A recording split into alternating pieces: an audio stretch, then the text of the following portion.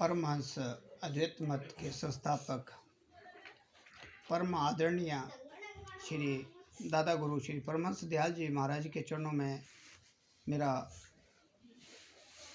कोटि कोटि दंडवत प्रणाम। नंगली निवासी घटकड़वासी श्री सदगुरु महाराज जी के चरणों में दंडवत कोटि कोटि प्रणाम। अम्बाला वाले सदगुरु महाराज जी सभी आप विज्ञ हैं, खास करके आपके क्षेत्र में उन्होंने अपने पवित्र पांव रखे, जिस कारण आप सभी जो पुराने गुरमुख हैं इस बात से विज्ञ हैं कि आज उन्हीं का जो आशीर्वाद आप सभी को मिल रहा है इस चलायमान संसार में, जहां माया का इतना प्रभाव और अहंकार, जलन, द्वेष, ईर्ष्या जिससे हम गुजर रहे हैं, भाई भाई का दुश्मन, परिवार में कलह क्लेश,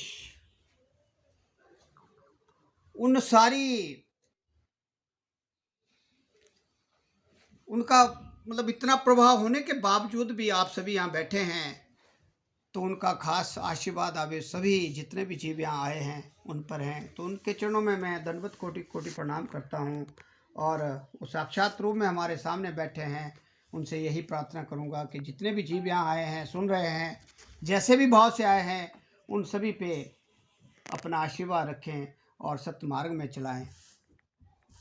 हमारे आदरणीय महात्मा जी सापड़ू वाले, जिनका जन्मदिन है, सभी की तरफ से इनको पहले तो बहुत बहुत मुबारकबाद। और गुरु महाराज से मैं प्रार्थना करूंगा कि ये दिन दुगनी रात चौगनी उन्नति करें, उस शिखर में सभी जीवात्माओं को पहुंचाए जहां से हमारा सीधा रास्ता अपने घर जाने का मिले। तो इनके चरणों में मेरा दंडवत कोटि कोटि प्रणाम है। आप सभी ने भी इनका आशीर्वाद लिया और ये हर समय तत्पर रहते हैं, सारे काम छड़ के आ जाते हैं जब भी इनको बुलाया जाता है। तो मैं इनके चरणों में बार बार दंडवत कोटि कोटि प्रणाम करता हूँ। इनके साथ आई हुई संगत, हमारे बहुत से क्षेत्रों से आई हुई संगत, और ख़ास करके इस परिवार के अभिनामताया जयराम जी को मैं बहुत बहुत मुबारकें देना चाहता हूँ कि बड़े अथक प्रयत्न के बाद कुछ लोगों की जो कुछ अच्छी रूहें होती हैं, उनके प्रयत्न से इन्होंने आज ये संगम रखा है, जिस प्रयाग में आप सभी नहा रहे हैं। जो घड़ियां आपको मिली है, ये जीवन की बहुमूल्य घड़ियां हैं। जीवन बहुत थोड़ा है हमारे पास, लेकिन ये घड़ियां किसी किसी को के नसीब में होती हैं। आपने देखा होगा, आज सवेरे से यहाँ जग लगा हुआ था, कम से कम 500-700 लोगों ने तो खाना खाया होगा, लेकिन सभी के भाग्य में ये घड़ियां नहीं लिखी हुई है। गुरबाणी में लिखा है कि कोई बिरला जीव करोड़ों में एक इस मार्ग में चल सकता है, बाकी के बस की बात नहीं है। क्योंकि जब हमारे कर्म सही नहीं होंगे तो हम नहीं बैठ सकते। कुछ आए भी होंगे, लेकिन शुद्ध कर्म ना होने की वजह से उनको बीच में ही जाना पड़ता है, क्योंकि माया का जाल हर समय हमारे को घेरे रखता है। इसलिए उस काल के दायरे में जो रहता है, नाम लेने के बाद भी अगर उसने अपने आप को नहीं संभाला, जो आपको बताया जाता है भी, आपको A to Z बातें बताई गई, काल सततम रज, हमारे जो हम फंसे हुए हैं, क्या नाम, चेले चपटों के चक्रव्यूह में, देवताओं के चक्रव्यूह में, और झाड़ पूंछ के चक्रव्यूह में। बहुत सी चीज़ें आपने अभी सुनी, श्रवण की, लेकिन आप अपने आप से प्रश्न करें कि हम कितना अमल करते हैं उन चीज़ों पर। क्या हम उस रास्ते में चले हैं जिस रास्ते में महात्मा लोग, महापुरुष लोग आपके घर में आके बताते हैं? क्या हम पहली क्लास से दूसरी क्लास में गए हैं? इस बात को अपने आप से आपने पूछना है। जैसा भी बताया कि मिशन हजारों हैं, लेकिन मकसद एक ही है। रास्ते टेढ़े मेढ़े हैं, और कुछ सीधे भी हैं। इस बारे में आपको भी काफ़ी डिटेल में बताया गया कि जब तक कहा है कि हम पूर्ण सतगुरु की चरण शरण में नहीं जाएंगे और अपने आप को तन मन धन से समर्पित नहीं करेंगे, तब तक हमारा कल्याण संभव नहीं है, चाहे आप नाम भी ले लें। कई बार प्रश्न उठता है, बातें होती हैं हमारे गुरुमुखों से, कई बार फोनों पे, वैसे भी हमारा गुरु महाराज जी कृपा उस पे करते हैं, God helps those who helps themselves. अब थाली में रोटी रख ली है, कहते हैं जी गुरु महाराज जी सब कुछ करके देंगे। मैंने बहुत सा देखा है, और कुछ तो लड़ाइयाँ करते हैं, झगड़े करते हैं, वो गुरु महाराज जी इंसाफ करेंगे। भाई इंसाफ क्या होगा, आपको कर्म करना पड़ेगा। कर्म क्या है, आपको 24,000 सांसें दिन रात में मिलती हैं, और 24,000 सांसों में से 2,500 सांसें आपकी नहीं हैं।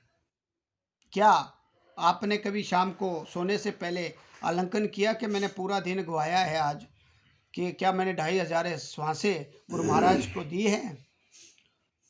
आप मांगने तो एकदम चले जाते हैं, हम सब चले जाते हैं, लेकिन क्या हम अपना काम कर रहे हैं? ये प्रश्न अपने आप से करना है। क्या हमने बुरी आदतों को छोड़ा? क्या हमने अहंकार को छोड़ा? क्या हमने परिवार में परिवर्तन लाया? कि वही लड़ाई सास बहू की, बाप बेटे की, भाई भाई की, क्या उसमें हमने परिवर्तन लाया? ये प्रश्न सबने अपने आप से पूछना है। क्या हम जो हमारी जमीन है उसे आगे दूसरे के लिए एक एक पग में हम कई बार टेस्ट पास करते हैं, क्या हमने उस आदत को सुधारा नाम लेने के बाद?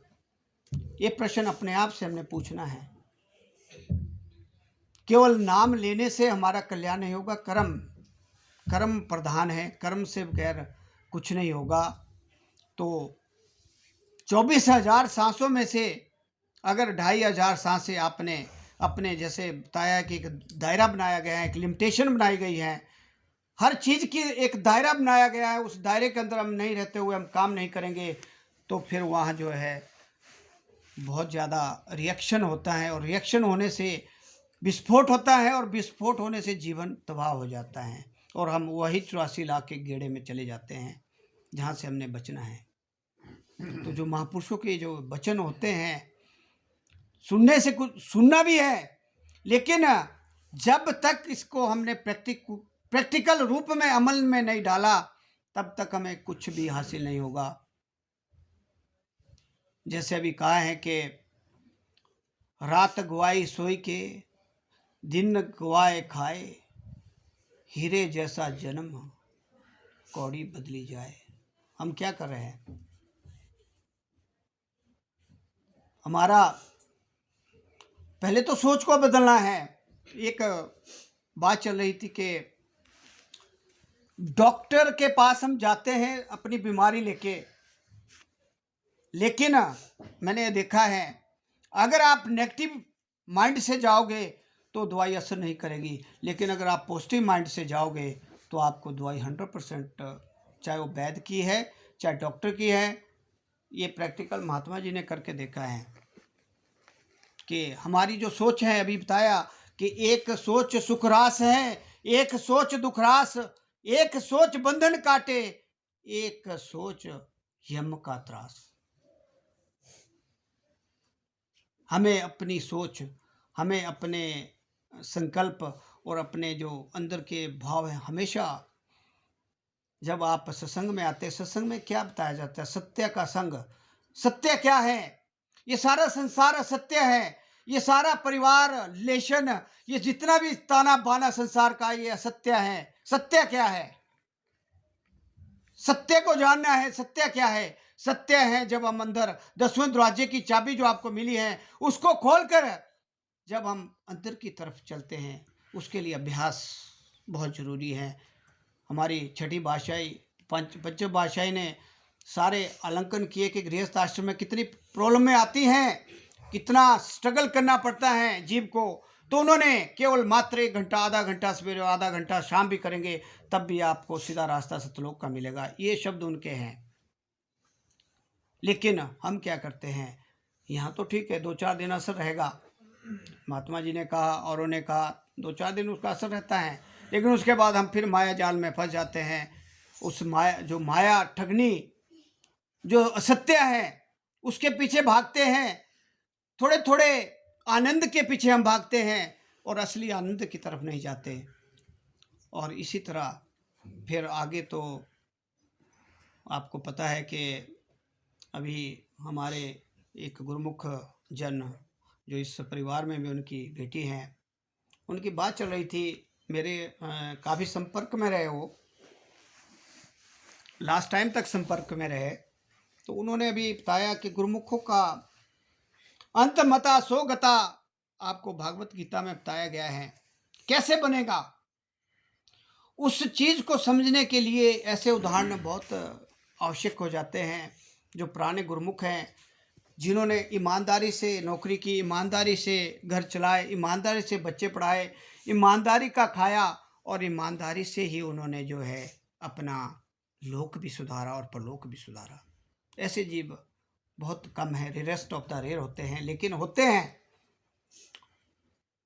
तो उनकी बात चल रही थी कि जब जाना है, जाना तो सबने है। अब हम देख लो कि जो 40 से ऊपर चले गए, 20 या 25 साल मैक्सिमम, जो 30 है उसके 30 रख लो, कितने साल रहेंगे हम। और हम क्या करके बैठे हुए हैं कि महल बना दिए हैं, बड़े बड़े महल, पता नहीं ऐसा बना रहे हम। मतलब हिमाचल में तो इसका फैशन हो चुका है, बाकी जगह इतना नहीं है, कि हम इतने ज़्यादा इसमें इन्वॉल्व हो चुके हैं कि सारी ज़िंदगी की हमारी जो कमाई है वो सारी इन्हीं में लग रही है, मकान और उसके चक्रों में। एक टाइल लगा रहा है, दूसरा डबल टाइल लगा रहा है, तीसरा उससे भी ज़्यादा बढ़िया लगा रहा है। ठीक है, होना चाहिए, लेकिन एक मार्कंडेय ऋषि हुए हैं, सब जानते हैं। जब उनको भोले शंकर जी का वरदान मिला 1 लाख वर्ष जीने का, उन्होंने अपने में से दिया। हालांकि अभी महात्मा जी ने आपको बताया कि GOD, generator operator and destructor, एक पैदा करता है, एक पालता है, और एक मारता है, संहार करता है। आजकल संहार का जो दृष्टांत देखना है तो आप यूक्रेन में देख लीजिए। कल बता रहे थे कि 200-250 बच्चे, छोटे छोटे बेचारे, 5 से 8 साल के बीच के, उस काल के चक्रव्यूह का शिकार बने। तो ये डिस्ट्रक्टर, और अब मैं गहराई में नहीं जाना चाहता, लेकिन मैं सारे देखता हूँ कि इसका कितना प्रभाव है, सत्तम और रज का, ब्रह्मा विष्णु और शिव का कितना प्रभाव जीव पर है। तो मैं जा रहा था कि सत्य, तम और रज, ब्रह्मा विष्णु और शिव, ये जो तीनों हैं, इनका रोल क्या है और इससे हमने कैसे आगे निकलना है। हम क्या कर रहे हैं कि मंदिरों में, मस्जिदों में, गुरुद्वारों में और अपने भागवत पुराण, अभी मेरे ख्याल 4-5 कार्ड आ चुके हैं। वहाँ क्या होता है, पिछली कहानियाँ, अगली कहानियाँ सुनाई जाती हैं, और बंदे को जो है एक ऐसा अंदर बिठा दिया जाता है कि श्री कृष्ण भगवान ही सब कुछ है, या भोले शंकर ही सब कुछ हैं, या फिर माता ही सब कुछ है। एक चक्रव्यूह बना हुआ है, और उस चक्रव्यूह में ऐसे उलझाया हुआ है कि बंदा वहाँ से निकलने को तैयार नहीं है।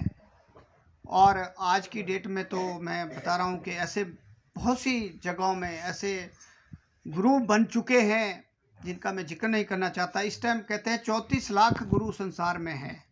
अब आप देखेंगे भी कैसे कल्याण होगा जीव का, जब इसको नाम को सृष्टा और दृष्टा कहा गया है। आप अगर इसमें जाएंगे, खोज में जाएंगे, जब से सृष्टि हमारी चली है तब से नाम है। नाम क्या है, नाम आपके अंदर है, और जब तक हम निज धाम नहीं पहुंचते तब तक ये आपके साथ चलेगा।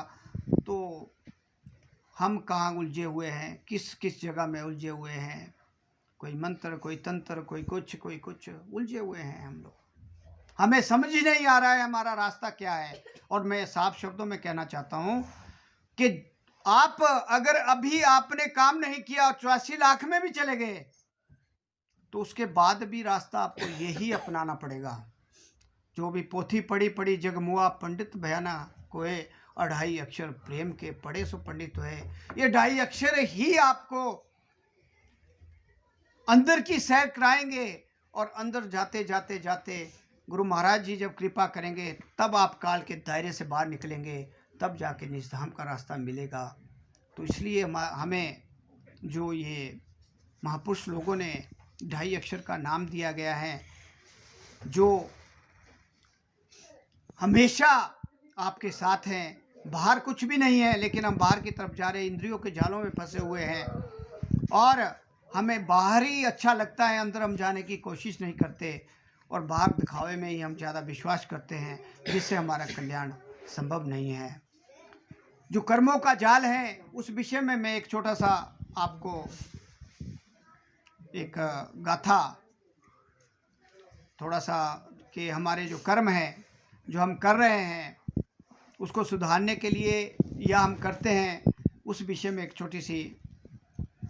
एक बार क्या हुआ कि एक राजा के वहाँ 100 ब्राह्मण बुलाए हुए थे खाना खाने के लिए, और काफ़ी अच्छा जो होता ही है जब ब्राह्मणों को बुलाया जाता है शास्त्रों के अनुसार उनकी बड़ी सेवा होती है। तो हुआ क्या कि जो पदार्थ बना रहे थे, जैसे भी बार लगाया हुआ है इन्होंने, बार अपना बनाने का जो चर क्या बोलते हैं जो भी है, वैसा ही उस समय क्या हुआ कि बाहर उन्होंने वो जो भोटिये वगैरह होते हैं ओपन में एक बड़ी बड़ी कढ़ाई, पुराने ज़माने की बातें हैं, खुले में वो काम कर रहे थे और खाना खुना बन रहा था। ऊपर से चील और सांप का संघर्ष चला हुआ था। जो चील थी वो सांप को पकड़े हुए उसको दबोचने की कोशिश कर रही थी। तो हुआ क्या कि जैसे ही वहाँ से क्रॉस हुए तो सांप का जो विष का कुछ बूंदे जो है वो उस खाने में पड़ गई और ये पता ना बोटियों को लगा, ना राजा को पता लगा, ना बनाने वाले, ना जो भी वहाँ था उनको किसी को कोई पता नहीं लगा, क्योंकि उसकी बूंदे तो आई और सीधी कढ़ाई में चले गई। भोजन परोसा गया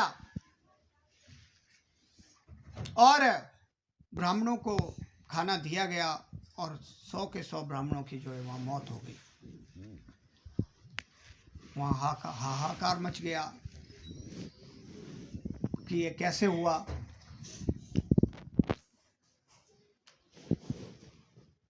तो काफ़ी इंक्वायरी की लेकिन कोई पता नहीं चला, क्योंकि इसका पता ही ना राजा को, ना किसी और को, ना आने ना जाने वाले को।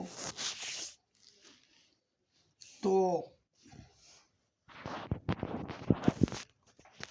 यह प्रश्न उठा कि अब इसका पता कैसे लगाया जाए और किस, ये जो इतना बड़ा यहाँ हमारे हत्या का पाप है, किस पे जो है इसको, इसका भार किस पे डाला जाए।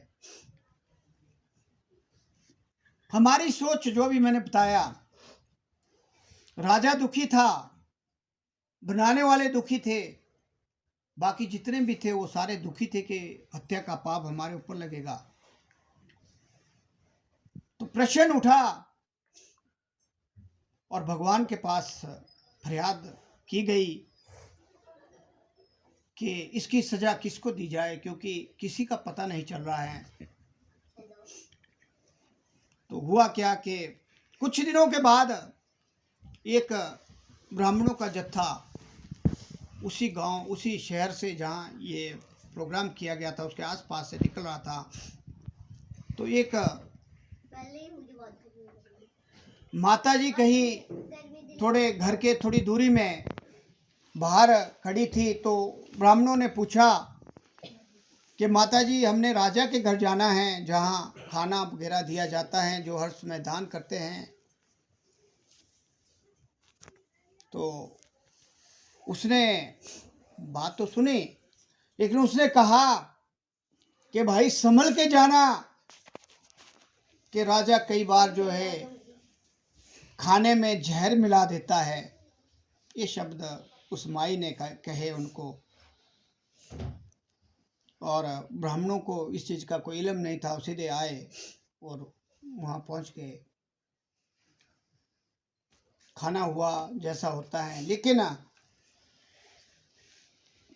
जब, क्योंकि भगवान को से प्रश्न किया गया था कि ये किसको सजा दी जाए, तो उनकी जो नज़र थी वो सब पे थी। जैसे अभी आप सत्संग सुन रहे हैं, अब किसके क्या क्या भाव है ये गुरु महाराज जी जानते हैं। कौन किस भाव से यहाँ आया हुआ है, किसके मन में क्या चल रहा है। ऐसा कहा गया गुरबाणी में कि 4 प्रकार के जीव यहाँ बैठे होते हैं, ऊँगे सूंगे चूंगे और डूंगे।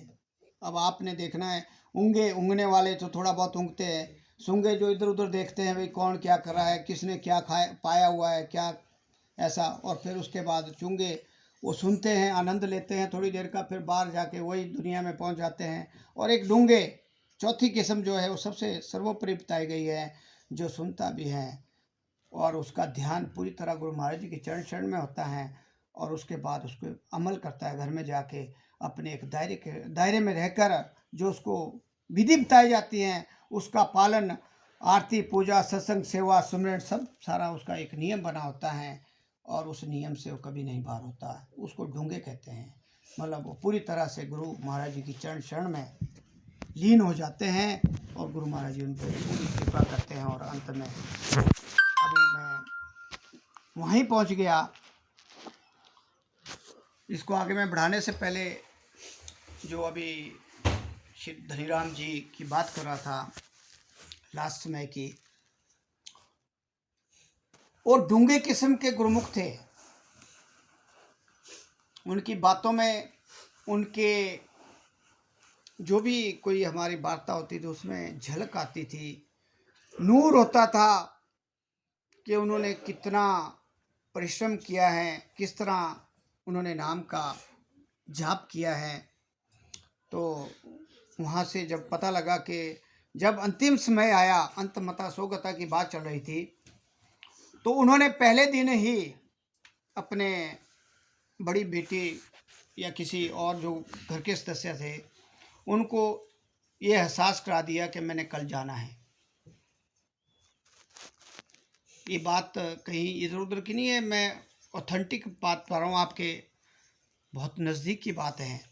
उन्होंने पहले दिन ये बता दिया कि गुरु महाराज जी मुझे लेने आ रहे हैं, और शाम को 10 बजे उन्होंने थाली, पूजा का सामान, जो रूटीन होता है, रूटीन की बात कर रहा हूँ मैं, उन्होंने 10 बजे शाम को घर वालों से कहा कि मैंने आरती करनी है, गुरु महाराज जी आ रहे हैं।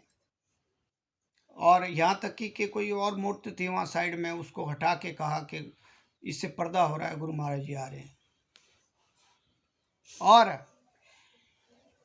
हॉस्पिटल ले जाने के लिए घर वालों ने कंपेल किया, उन्होंने मना किया कि हॉस्पिटल में कुछ नहीं होगा। लेकिन फिर भी चलो, घर वाले होते थोड़ा बहुत तो शायद दिखाने के लिए। फिर कहते हैं कि अगले दिन भी उन्होंने जो है, जब समय आया, समय से 2-3 घंटे पहले बताया कि गुरु महाराज जी आ चुके हैं। और उनके चेहरे में जो नूर था, ऐसा लग रहा था कि जैसे हंसते हुए जा रहे थे, गोदी में बैठ के जा रहे थे, और जरा सी भी कहीं, जैसे होता है ना जब यम के दूत आते हैं, खास करके मनमुख ध्यान रखें, जो उनके पास शस्त्र होता है वो इतना लाल होता है और इतना बड़ा होता है, और उनका शरीर इतना बड़ा होता है कि देख के ही उनके मुंह से चबूड़ और नीचे हाल खराब हो जाता है।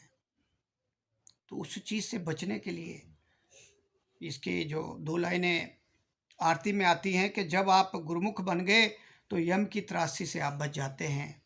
और अगर आप नाम का अभ्यास करते हैं, आप महापुरुषों के वचनों पर चलते हैं, तो आपके लिए सीधा रास्ता बन जाता है सतलोक जाने का, निजधाम जाने का। ये एग्जाम्पल हमारे पास बहुत से और भी आते हैं गुरुमुखों के। ये प्रैक्टिकल है और इस प्रैक्टिकल को समझना है। सत्संग का मतलब ही यहाँ ये होता है कि हमने समझना है, बाकी तो करना तो आपको अपने आप पड़ेगा।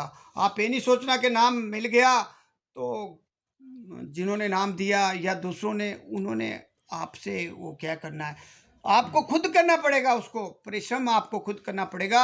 ये केवल दिशा और दशा आपको बताई जाती हैं महापुरुषों द्वारा कि आपने क्या करना है। कोई दिक्कत आती है तो आपको रास्ता बताया जाता है, रास्ते में चलना खुद पड़ेगा। कोई दूसरे की कोई नहीं कर सकता। जो इंडिविजुअल करेगा, चाहे वो किसी भी किस्म का इंसान है, कोई भी है, कोई भी जीव है, उसको करना खुद ही पड़ेगा।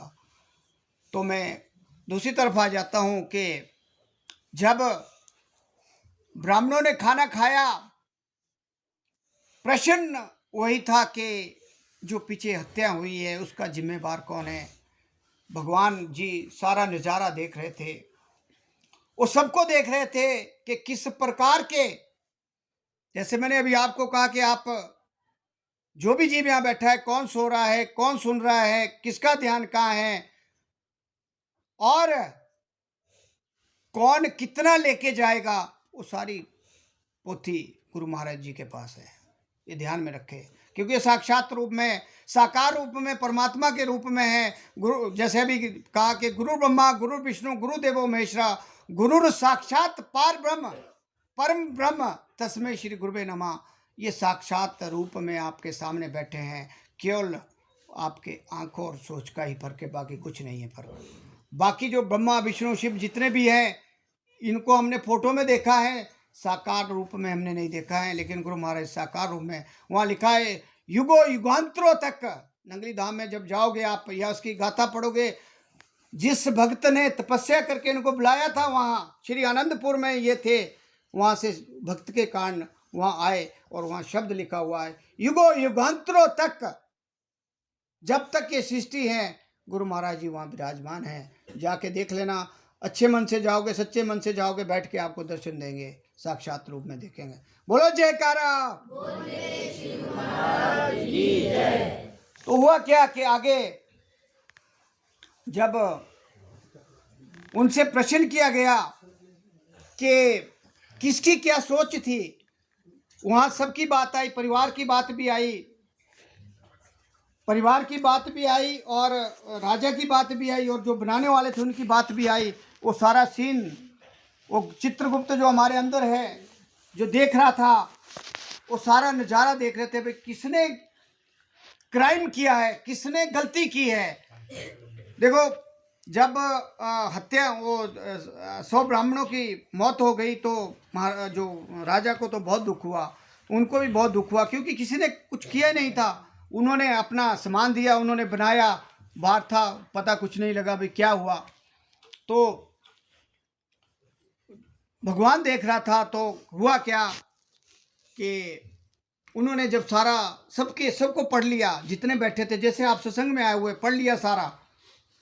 पढ़ने के बाद वो जो माता जी, जो माई जी ने उनको डायरेक्शन दी, जो ये शब्द कहे कि यहाँ विष डाला जाता है भोजन में, ये उसका कर्म बन गया। वो कर्म इतना खराब बन गया कि जितने भी बाकी थे, उन्होंने उनकी सोच तो पॉजिटिव थी, उन्होंने क्राइम किया नहीं था ना, उनको ऐसा, उनको कोई खुशी नहीं हुई थी उनके जाने से। लेकिन उस माई को जो थे, वो थोड़ा अंदर से वो नेगेटिविटी थी, क्योंकि जलन होती है, कोई भी कार्य होता है। तो वो जब भगवान ने देखा कि जितना भी सारा पाप है वो उसके ऊपर, उसको लग गया कि सजा उस माई को मिलेगी, क्योंकि उसकी सोच नेगेटिव थी। बाकी जितने भी वहाँ थे उन सब की, उनको तो पता था भी हुआ क्या, वास्तव में घटना कैसे घटी, इसमें कसूरवार तो कोई भी नहीं था, ना राजा था, ना प्रजा थी, ना कोई और थे। लेकिन एक सोच ने जो कर्म बना दिए। जब हमारे कर्मों का तो सारा ये चक्कर भी हुआ। जिस दिन आपके कर्म शून्य पे हो जाएंगे, उस दिन रास्ता मिल जाएगा, डेफिनेट है वो, चाहे अब मिले चाहे बाद में मिले। वो आप हर बंदे पे डिपेंड करता है। तो जब उसका कर्म बना तो भगवान ने कहा कि सज़ा उस माई को दी जाए, क्योंकि उसने सब कुछ जानते हुए भी उन ब्राह्मणों को, जो दूसरे ब्राह्मण आए थे, उनको भ्रमित किया और उसके मन में पाप था। इतनी सी बात के लिए जो सारा जो ऑनर्स था, जितना भी वो क्राइम हुआ, वो 100 जो ब्राह्मणों की हत्या का पाप उसके सिर में डाल दिया। तो आप देख लो कि हम क्या कर्म करते हैं। अब अपना हिसाब लगाना कि हम सारा दिन में क्या करते हैं। ये छोटी सी बात है, कितनी चुगलियां करते हैं, कितनी निंदा करते हैं और कितना हम दूसरों के बारे में गलत सोचते हैं। ये अपने आप से प्रश्न करने हैं।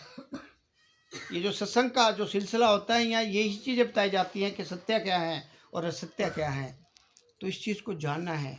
ये जो आपको छोटा मोटा बताया जाता है, उससे सबक लेना है कि आज तक जो मैंने क्राइम या गलतियां की हैं, कल को हम ना दोहराएं।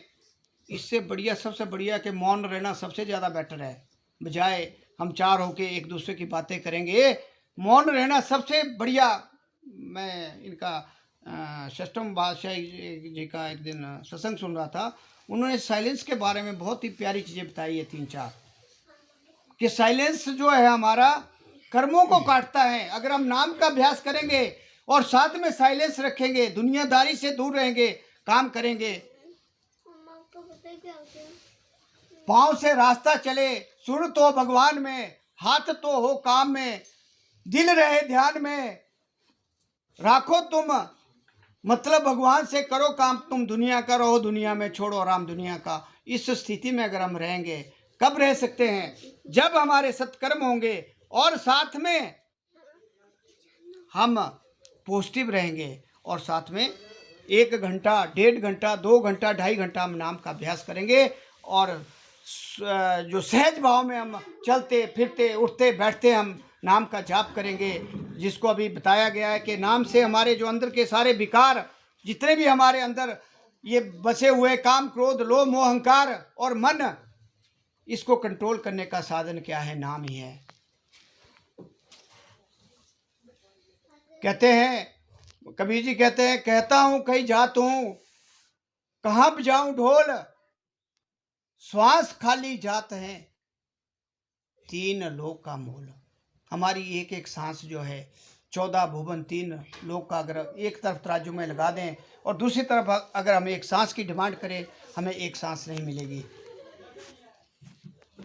तो इसलिए ये जो हमारे को मनुष्य दुर्लभ बोलते हैं, इसको दुर्लभ जो शरीर मिला हुआ है थोड़े समय के लिए, ये जो चोला मिला हुआ है, इसका हम सभी पूरा लाभ उठाएं, महापुरुषों की चरण शरण में रहें और गुरु महाराज जी का जो हमारे को दिया हुआ है, दावत दी हुई है, हमारे ऊपर कृपा हुई है। हम इतने सौभाग्यशाली जीवों में से हैं, करोड़ों में मतलब एक जीव है जो ऐसे सत्संग में बैठता है। बाकी तो दुनिया घूम रही है और घूमते घूमते ही उनका जो 84 लाख का चक्रव्यूह बन रहा है। कर्म तो बनते रहेंगे, कर्म को काटने का केवल एक मात्र क्या है? नाम। एक साधे सब साधे, सब साधे सब जाए। अगर हम 2 नाव में पांव रख के चलेंगे तो एक पक्का डूबेंगे। इसलिए एक साइड को हो जाओ, एक बिल्कुल इनकी चरण शरण में अपने को समर्पित कर दो तन मन धन से, और अपना जो भी कार्य करते हैं गुरु महाराज जी की चरण शरण में रख के करो, निष्काम भाव से सारा काम करो। यही भागवत गीता में कहा गया है। और अंतमता सोगता की बात, ये उदाहरण मैंने अभी दिया। अंतमता सोगता तब बनता है जब अभ्यास कंटिन्यू रहेगा। गैप रहेगा तो आपका अंतमता सोगता ठीक नहीं होगा, आपका ध्यान चले जाएगा। और ध्यान की बातें बताई गई हैं इसमें, भागवत गीता में बताई गई हैं। वैसे भी आते हैं कि आपका ध्यान अगर धन की तरफ रहेगा तो सांप बनेंगे, अगर काम की तरफ रहेगा तो एक लोभी स्त्री बनेंगे, और बहुत सी चीज़ें हैं। वो भागवत गीता में बहुत कुछ लिखा हुआ है। इसलिए इन चीज़ों से बचने के लिए हमारे को केवल नाम हमारा जो सबसे बड़ा हाइड्रोजन बम जिसको नाम दिया जाता है, उसका अभ्यास करना है। सवेरे उठो, नहीं उठा जाता है तो शाम को सोने से पहले, नहीं शाम को होता है, दिन में समय निकालो 1 घंटा 1.5 घंटा, 24 घंटे में कुछ भी नहीं होता। और ये हमारी असली पूंजी है और इसी से हमारा कल्याण होगा। आज नहीं करोगे तो कल करना पड़ेगा, नहीं करोगे कल तो 84 लाख 12 करोड़ 40 लाख वर्ष घूमने के बाद, बड़े कष्ट उठाने के बाद फिर आना पड़ेगा इसी रास्ते में। तो इसलिए जो महापुरुष लोग बोलते हैं और करते हैं उस पर अमल करें। और मैं ज़्यादा समय ना लेता हुआ आप सभी का धन्यवाद करता हूँ, इस परिवार का भी, और आप सभी ने मुझे सुना, और यही आशा करूँगा कि आप सभी अमल करेंगे और अपने इस जीवन को, बहुमूल्य जीवन का पूरा लाभ उठाकर संत चरण शरण में रहकर और सत्संग को इसको बढ़ाओ, जितना बढ़ा सकते हैं। जरूरी नहीं है कि महात्मा लोग बुलाने, आप अपने आप कर सकते हैं। हफ्ते में एक आधी बार बैठे, एक परिवार, 2 परिवार, 3 परिवार इकट्ठे हुए, थोड़ी देर गुरु महाराज जी के आगे आरती विनती कर ली, थोड़ी देर भजन गा लिए, थोड़ी देर अपने मौन हो गए, क्या फ़र्क पड़ता है। ये बहुत ज़रूरी है। इससे आपका जो है एक तो दिनचर्या सही चलेगी, परिवार सही चलेगा, और आपका जो है अंतर आत्मा की शुद्धि होगी। जैसे जैसे आप कहेंगे, यानी कि साल के बाद कभी याद आ रही है तो बैठे, बाकी चला हुआ है दुनियादारी का खेल, तो फिर कुछ नहीं होगा। तो मैं ज़्यादा ना बोलता हुआ मैं अपनी वाणी को विराम देता हूँ। बोलो जयकारा, बोलो श्री परमहंस दयाल जी महाराज।